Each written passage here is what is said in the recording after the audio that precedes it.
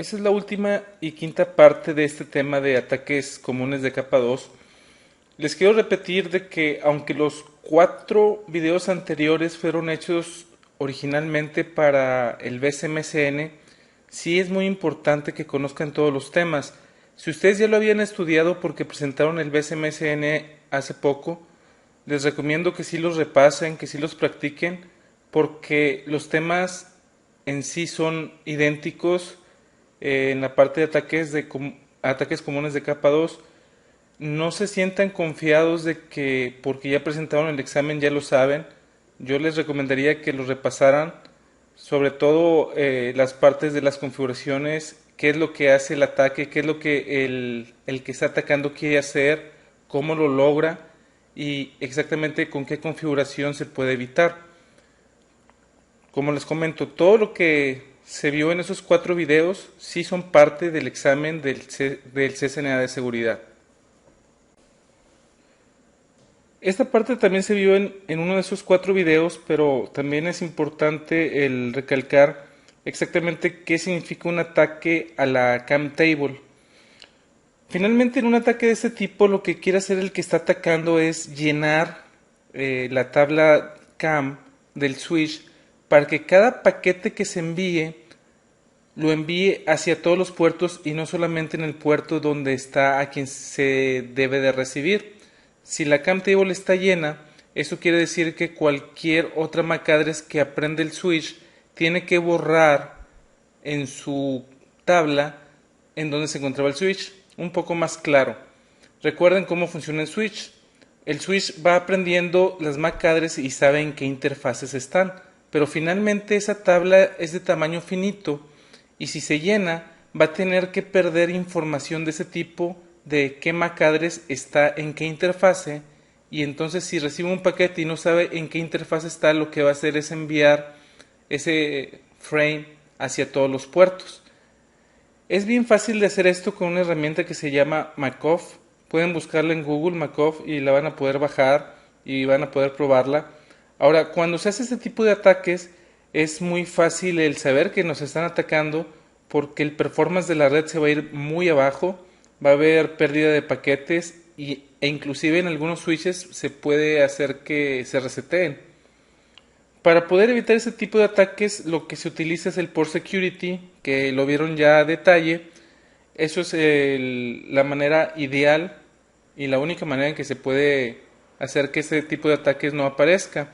Entonces, es bien recomendable usar Port Security. La verdad es de que las grandes empresas tienen el Port Security siempre habilitado, algunas nada más con una MAC address, algunas con dos cuando tienen telefonía IP, porque finalmente en ese puerto hay dos MAC address, la del teléfono y la de la PC.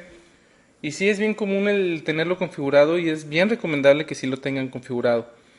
Ahora bien, también hay otro comando que se puede poner en el switch que se llama en configuración global MAC espacio address table espacio notification, y lo que va a hacer es mandar un log diciendo que qué MAC address está aprendiendo. Entonces, si tenemos ese log, ese comando encendido, vamos a estar recibiendo logs cada vez de que haya una nueva MAC address en nuestra red. Se podrán imaginar que en una red grande podemos recibir bastantes paquetes, bastantes logs, pero puede ser una buena idea si tenemos un servidor de log para cuando haya un ataque de ese tipo saber inmediatamente en qué puerto es donde está el que nos está atacando. Otro tipo de ataques puede ser cuando alguien intenta mandar paquetes o frames, en este caso de capa 2, con una MAC address que no es la suya, es decir, puede utilizar la MAC address de un server para que el switch crea que en el puerto donde nosotros estamos mandando esos paquetes o esos frames, el switch piense que en ese puerto está el server y que todo el tráfico que vaya hacia el server nos lo manden a nosotros. Lo que estamos haciendo es cambiando la MAC address con la que estamos enviando los paquetes. La manera que Cisco nos dice que podemos evitar ese tipo de ataques es usar también por security con el sticky, es decir, con el sticky, si recuerdan, lo que va a hacer es de que el switch va a prender la MAC address y la va a poner como por security que nada más esa MAC address en particular puede estar en ese puerto. La verdad de las cosas es de que esto jamás lo he visto configurado en la vida real porque requiere de mucha administración. Aquí estamos suponiendo que quien se conecte en un puerto nunca se va a conectar en otro puerto y que en ese puerto en particular nada más va a estar esa PC siempre. Si lo ponemos configurado así, lo que va a pasar es de que si alguien llega con una laptop, se conecta ahí y al día siguiente se conecta otra laptop en ese mismo puerto, el puerto se va a pasar a Air Disable y ya no van a poder usar ese puerto hasta que vaya el administrador y cambie la configuración de la MAC address. Entonces, aunque sí es cierto que de esta manera podemos evitar este tipo de ataques, en la vida real no es tan práctico. Se requiere de mucha administración. Este tipo de configuración con el sticky suena bien, por ejemplo, configurarlo en donde tenemos los servidores, que rara vez vamos a cambiar los servidores, o si tenemos, por ejemplo, puras PCs de escritorio y sabemos que en ese puerto nada más debe estar esa PC y que si alguien llega con una laptop y quiere usar ese puerto, sabemos que no va a funcionar. En ese tipo de ejemplos sí podemos usar el port security con el sticky. Si no, la verdad es de que no es tan recomendado usar este tipo de seguridad, menos de que sepamos nosotros mismos toda la administración que va a estar detrás si lo hacemos de esta manera. Ya les he comentado varias veces de que un puerto se puede configurar de modo span, y lo que significa el modo span es de que ese puerto va a estar recibiendo tráfico de otros puertos.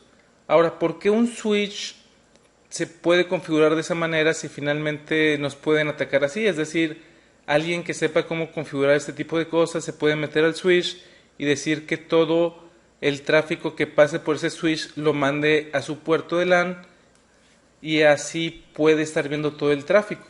Bueno, la verdad de las cosas es de que en la red a veces se requiere de configurar puertos span. Los ejemplos comunes es cuando tenemos un IDS.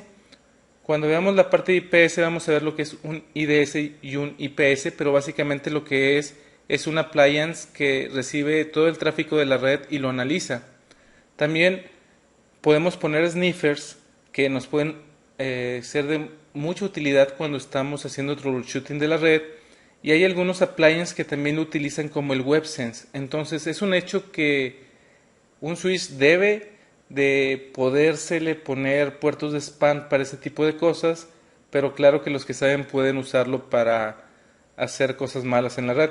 Vamos a entrar a un switch y vamos a configurar un puerto como spam para ver qué configuración es. Van a ver que es muy sencilla. Este es un switch de capa 2.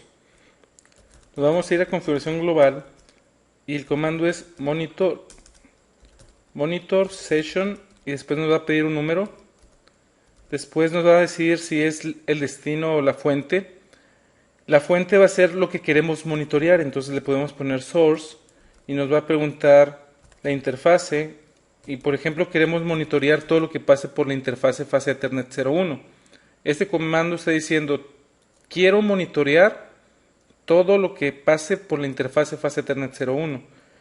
El comando para decir dónde vamos a estar recibiendo ese tráfico es igual con el monitor session. Tenemos que usar el mismo número y aquí en lugar de source le vamos a poner destination, y supongamos que en la interfase fase Ethernet 02 vamos a tener un sniffer o vamos a tener el WebSense o vamos a tener un IDS. Entonces básicamente es un comando para decirle qué tráfico queremos monitorear y el otro comando el decir en qué interfase lo vamos a estar monitoreando.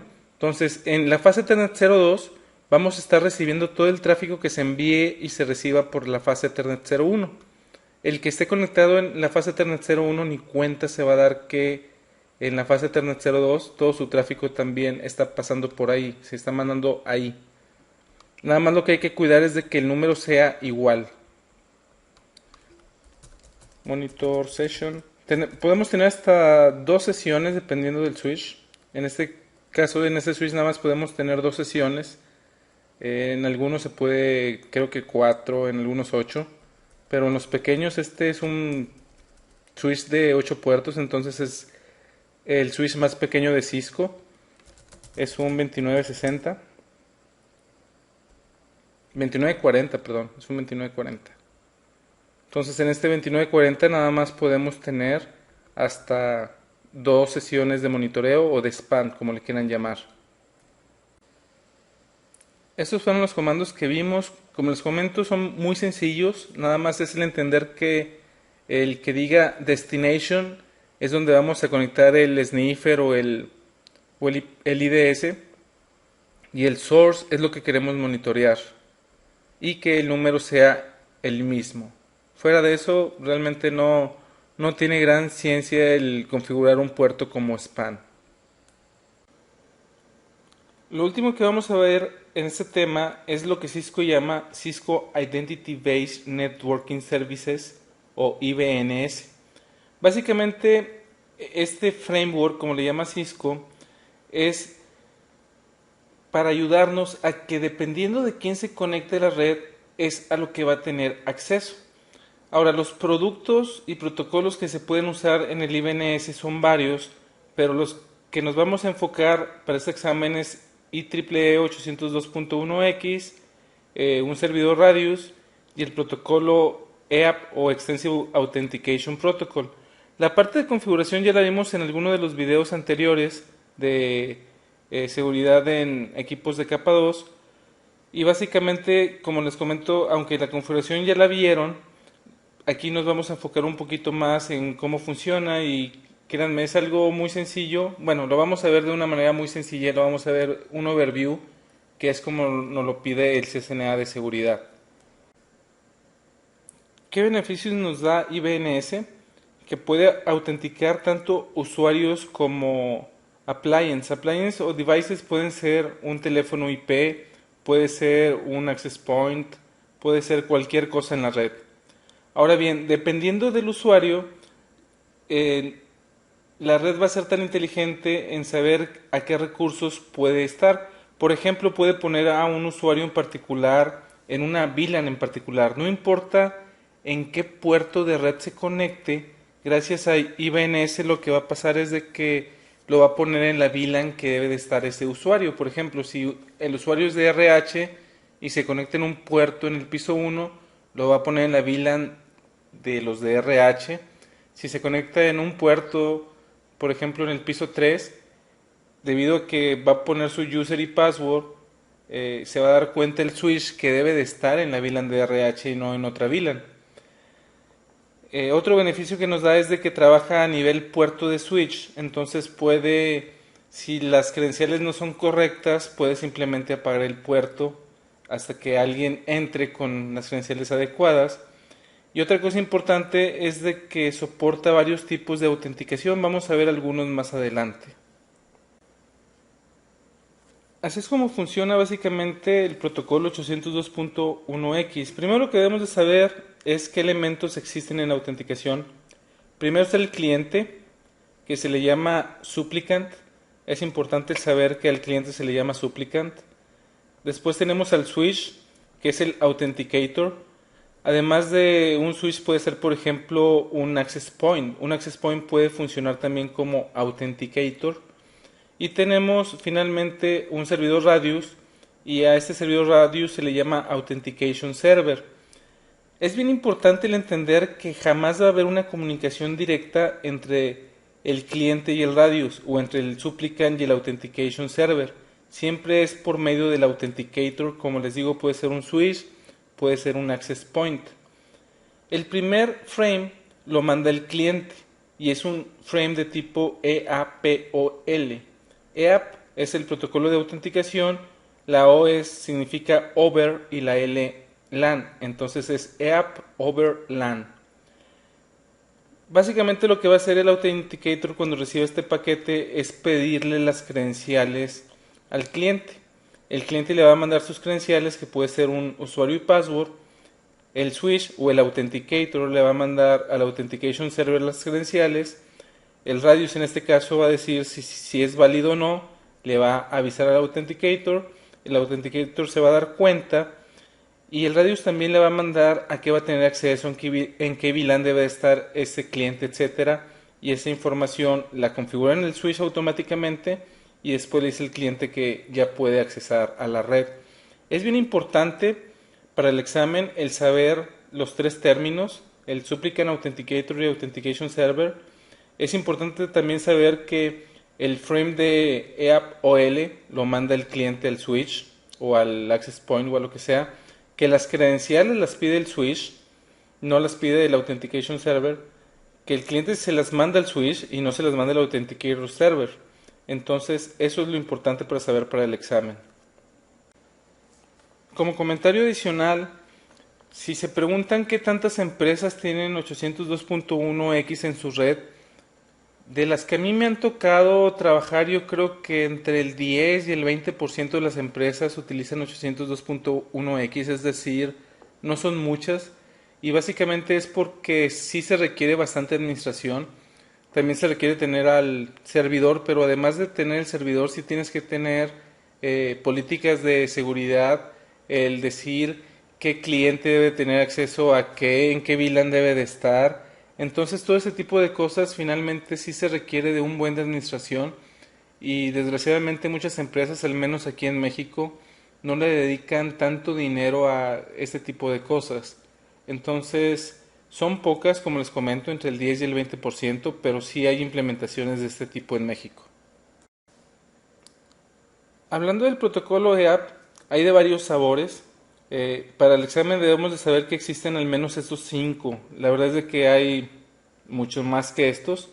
Pero tenemos el EAP MD5 que utiliza un mensaje de challenge de MD5. Tenemos el TLS o Transport Layer Security.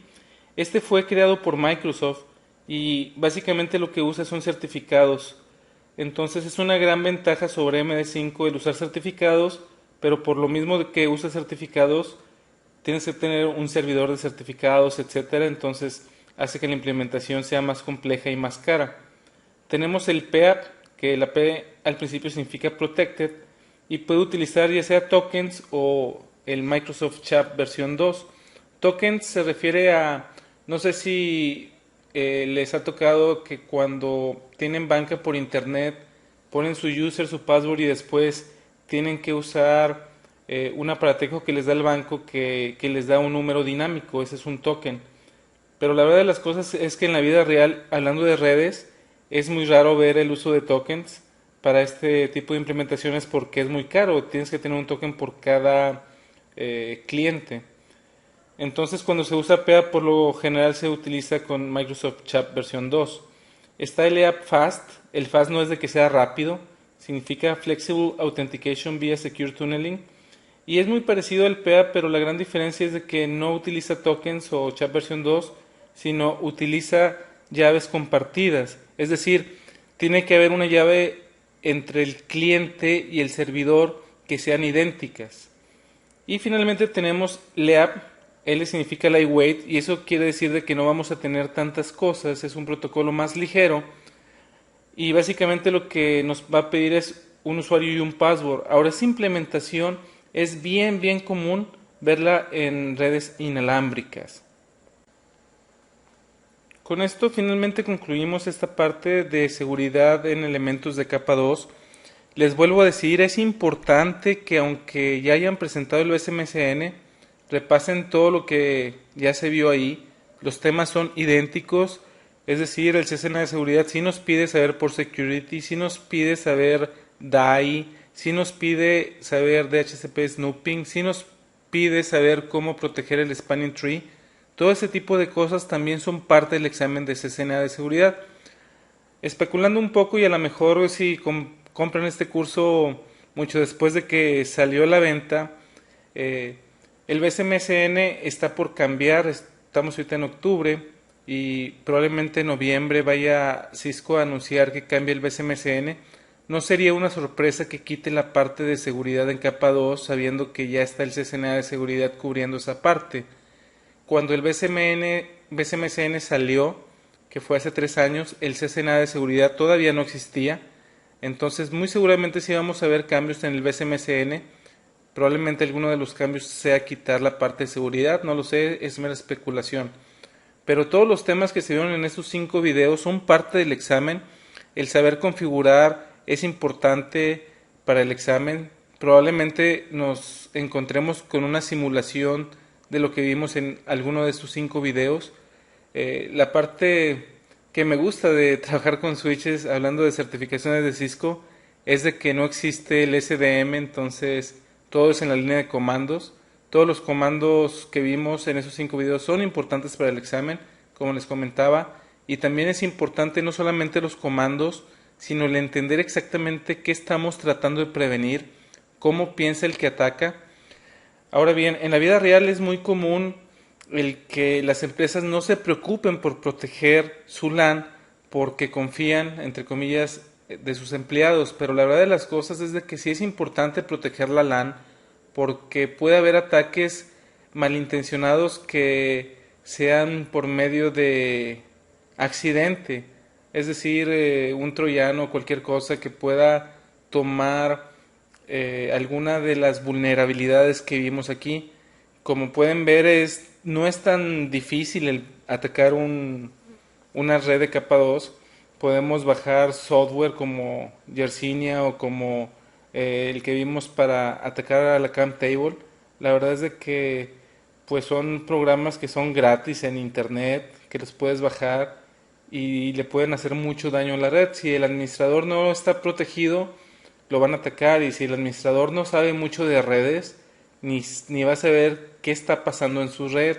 Entonces, créanme que si ustedes son administradores de red, estos videos van a ser muy buenos para poder evitar ataques de capa 2.